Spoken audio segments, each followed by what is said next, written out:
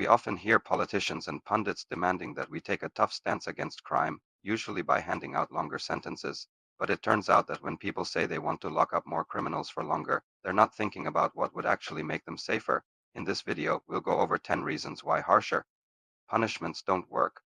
1. People think longer sentences automatically mean safer streets. In our post 9/11 world, there's an understandable desire for swift and severe punishment. We want those responsible for heinous acts to suffer, and we want to feel confident that justice has been done. And so we call for harsh punishments for things like terrorism and murder.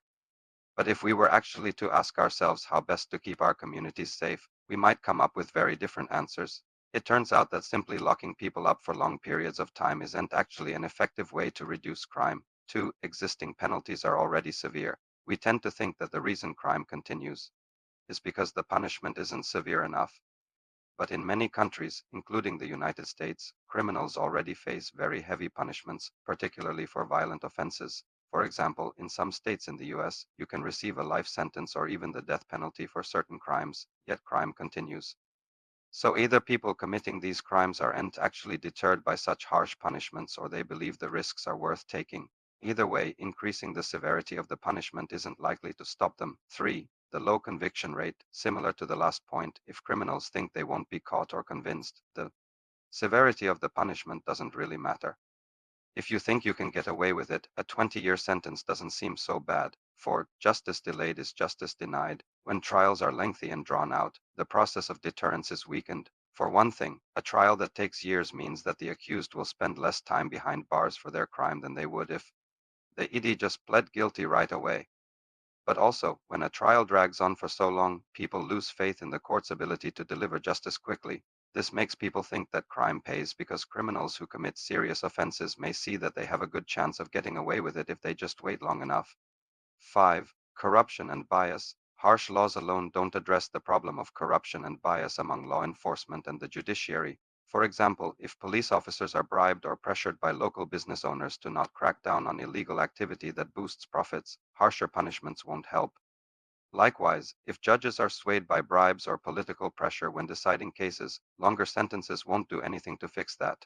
Also, if certain groups of people are unfairly targeted by law enforcement, harsher penalties won't address the problem unless they are applied fairly. 6. Overcrowded prisons.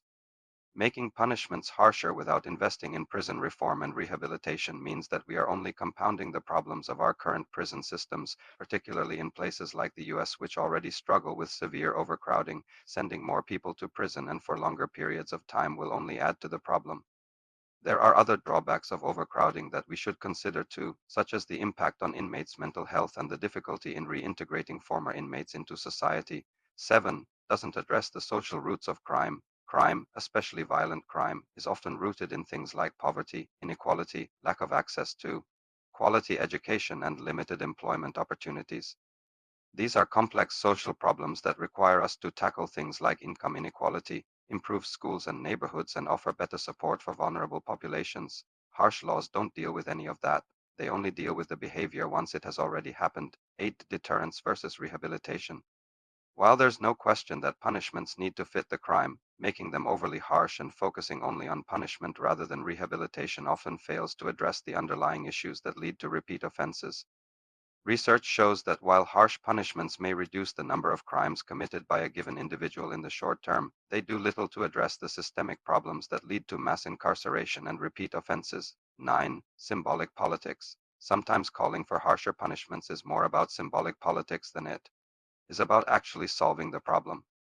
When politicians push for longer sentences for certain offenses, they often know that the chances of those sentences being carried out are slim to none. For example, calling for the death penalty for drug dealers or terrorists looks strong and appeals to voters' desire for revenge and security. But if the politicians are honest, they'll admit that it isn't likely that those convicted will ever actually receive the punishment they are calling for. 10. Meaningful change. Rather than investing in longer and harsher punishments, we'd likely see more success by fixing the courts and police efficiency, ensuring fair and equal treatment under the law, eliminating racial bias, and incentivizing convictions. And we've seen initiatives like these work. Take, for example, the approach taken in New York City in the 1990s. By focusing on better training for police officers, creating community partnerships, and holding officers accountable for misconduct, New York managed to reduce crime significantly without resorting to harsher punishments. So there you have it, 10 reasons why harsher punishments don't work. It is a nuanced issue and it is important that we continue to have conversations about it because ultimately we all want the same thing, safer communities. Thank you so much for watching this video. Please leave a comment below with your thoughts. And remember, you can always stay up to date with our latest videos.